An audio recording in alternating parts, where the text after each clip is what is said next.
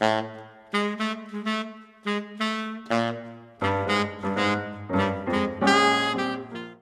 Donna Schwartz here from the Everything Saxophone Podcast, and we're at the Key Leaves Everything Saxophone Podcast booth at NAMM 2019. It's our hang, and we're here hanging with Tim Price. Hey.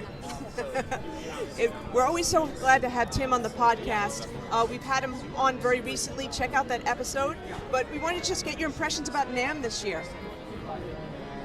I've been coming out to NAMM for probably over 25 years, on and off, with different manufacturers for different reasons. This is a very strong year. The saxophone is represented like crazy. You know, everybody and their brother are making mouthpieces. Next year probably be the janitor at Berkeley, you know. But anyhow, it's a good hang. I'm playing a lot, and I'm seeing a lot of people and having fun. Yes, and we've seen from some of your posts, you played with some of your heroes. You want to talk about that jam the other night, the Leger Jam, the Jody Jazz Robert Leger Jam, where you played with Tower of Power? Yeah, Paul Perez and I have been talking for years about trying to play together, and also a lot of altissimo stuff, because Paul knew that I was tight with Mike Brecker and also Bert Wilson and people like that, Charlie Mariano, who was a great altissimo player. So we were trying to figure out all these years how to do something, and thank God Jody came up with a nice segment, and it turned out great. Yes, it was epic, folks. I wonder if they videotaped that, because it was really good. A bunch of people, and I'm sure it should be up on Jody's site, and one of my buddies, Tomoka in the Saxations, taped it too. So I'm on the case. That's awesome. So I know you've been at the Sax Dakota booth. Yep. Can you talk to us a little bit about Sax Dakota? Well, it's a very easy thing. The horns itself, basically I was one of the people, and still am, that's a spokesperson for the straight tenors, straight altos, and last year Joe Lovano and I did extensive playing in the booth and took those horns to some nice levels for people to hear all the different parameters and destinations that they were capable of. This year, I'm concentrating more on just being in the booth, helping people check out horns, letting them hear a horn and decide on, there's so many different, lacquers and neck things that it's overwhelming, but the horn to me is a modern saxophone. We're not going and looking in the past. It's got all the properties of today, which is great, Like good intonation and good presence. Intonation, yeah. I mean, no one's trying to redesign a Martin or anything like that. Those were all great horns, but this is now. Awesome, cool. And I'm noticing too, he's got the Jody Jazz Superjet. Right. You want to talk about that a little bit? The Superjet is a very interesting mouthpiece because, number one, Jody Espina is a very, excellent saxophone player. So what can happen is you get a guy like that, and he has people that he asks questions, and we all know we can be really honest with Jody and say if something's happening or it's not. This mouthpiece has a great chamber in it. It's got a baffle, but it's not a baffle that would paint peel. If you want to do that, it's available to you. That all depends on how you play. But it's set up like that. I really love it. I also love it's just a very fun mouthpiece to play. I can get all kinds of different ideas. I mean, I've used this mouthpiece on gigs a lot this year. Anything ranging from outdoor gigs in Philly Jazz Project stuff to rock and roll gigs in the Jersey Shore. So it's there. And so what you're saying is that you could use it in all types of genres? Oh yeah, I won't use a mouthpiece that's just for one thing. If I can't play in a saxophone section with something, or I can't, hit a rock and roll gig playing Springsteen tunes or Dead tunes or something like that, then this is a tool. It's not an artifact to save. This is the tool to use. That's an interesting concept. Let's explore that a little bit, because I know some folks will change mouthpieces if they're playing a jazz gig, let's say it's a cocktail hour, but then they've got to go out and play with amplified instruments. It could be a big band, but it could also be a rock gig. So let's talk a little bit about that. You use the same mouthpiece for everything. Correct. I use the same mouthpiece for everything. I always did. I think there's sometimes mouthpieces with Jody that I can dial something in real quick, but basically the stuff that he's making is extremely musical. One of my students is using one of these on a horn, and he's getting great results, and he's in 11th grade. So there you go. I mean, he's able to play it in jazz band and everything like that. The whole thing is, at my particular part in my journey as a player, I'll play in sax sections, and it's basically, like I said, it's a tool. It's reed friendly, and aside from that, it's not killing reeds. Some mouthpieces that respond real quickly and are easy players will wipe a reed out.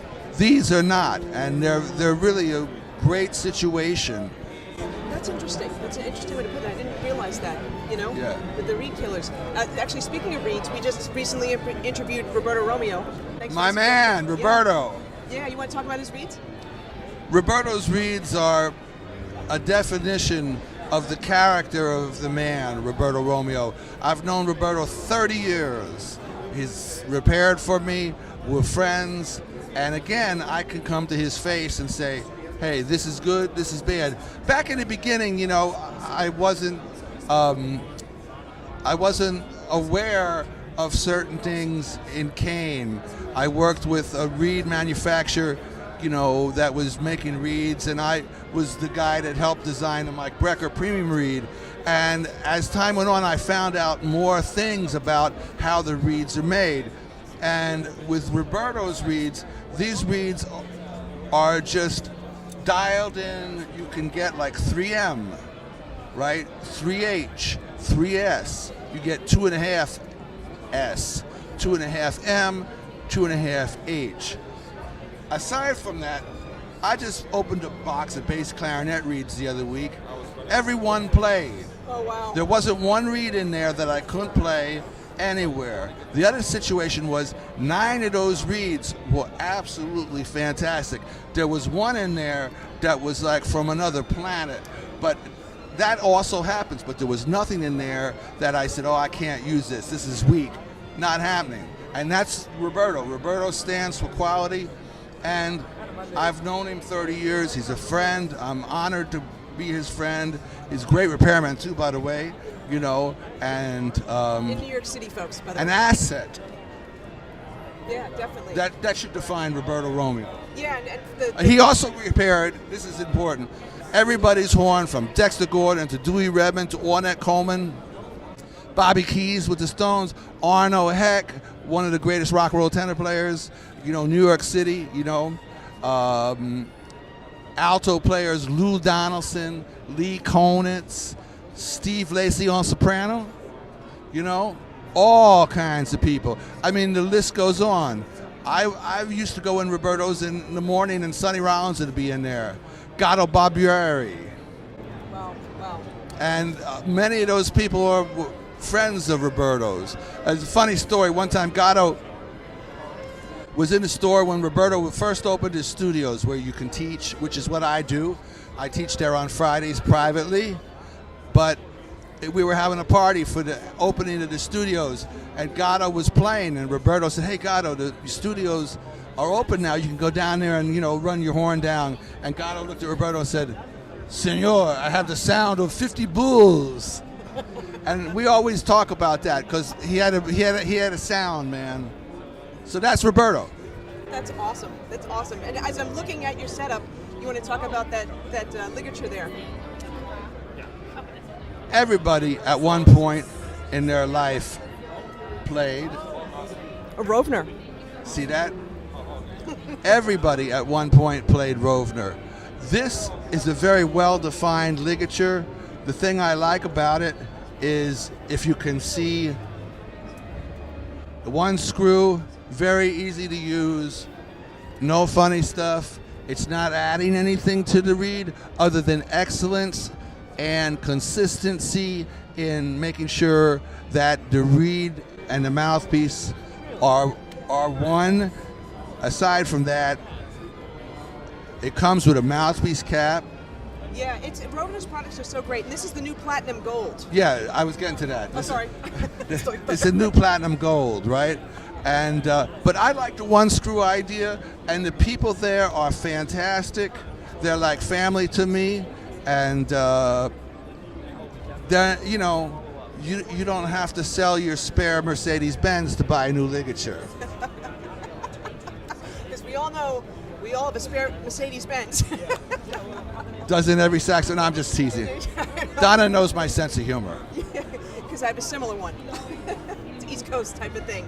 So we normally don't talk about gear. You know, we normally talk about other types of contents, but I thought it was kind of appropriate since we're at NAMM and it's like a gear fest here. I don't know if you had the chance to walk around. Oh, yeah. And you see anything that piques your interest?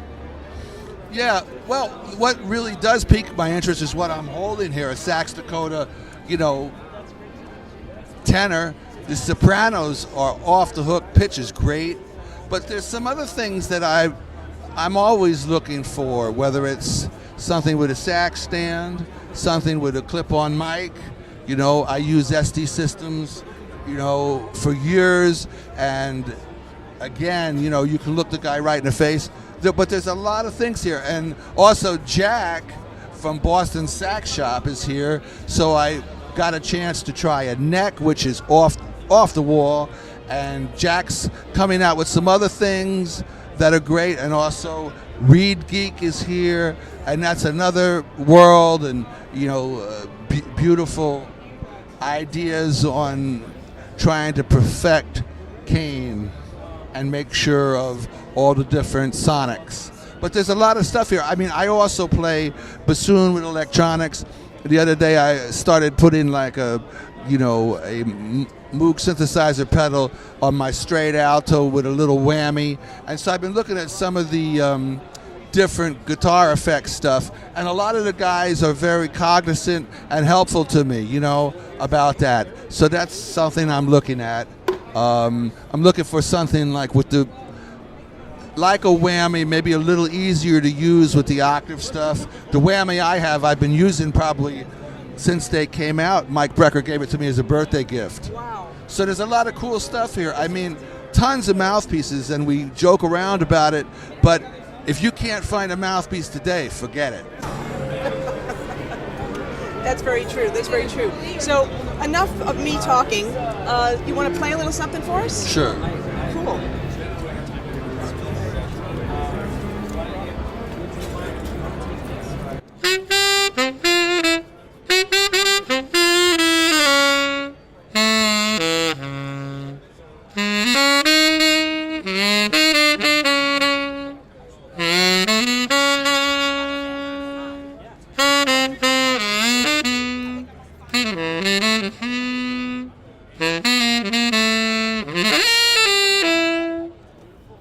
Awesome.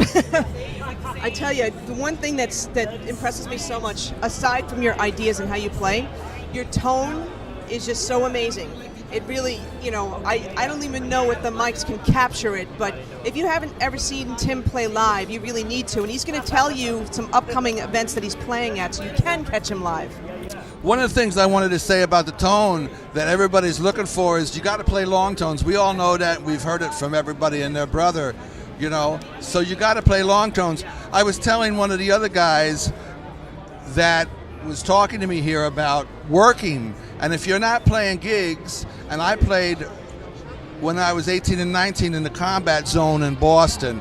So what that did is it established a tone center for me, because if the dancer or stripper got to the end of the runway and could not hear, or the bartender couldn't hear, you weren't there. So a lot of us that work those places, like Arnie Krakowski, Bill Drews, you know, Joe Kirscher, all those guys, man, everybody, Lovano, everybody played in the Combat Zone. And man, that's what's helped all of us with our sound, because you had to play more than one way, you know, and project. And you learn how to do that by playing gigs, right? And also practicing long tones. And also, on those gigs, you weren't necessarily mic'd. Not always, and we always had, like, you know, mics that smelled like Yeah, okay, we get the idea. I stop. That's awesome. Yeah, they weren't Jean Natey. Too funny. Oh my gosh. So we've talked on the podcast about the Sidewalk Symphonies. What else is coming up for you in the next couple of months? More things with Philly Jazz Project, some things of my own that I'm incorporating with a keyboard player from the Philadelphia area, Erica Corbo. We're working on some really cool stuff, some Billy Strayhorn and some things that she's done. Arnie Krakowski's coming back down this summer. We're going to hit in one of the parks again, 2 tenors and rhythm section. There's another great tenor player. And other things like that. And plus I teach on Skype. I teach in New York on a Friday. So I'm doing good things, and I'm happy that I'm doing them. And we're happy that you're doing them too. And Thank we're so you. happy. Thanks so much for coming down. I know you've been really, really hectic and busy here, but thanks so much for your time, Tim. Likewise, Donna. Cool.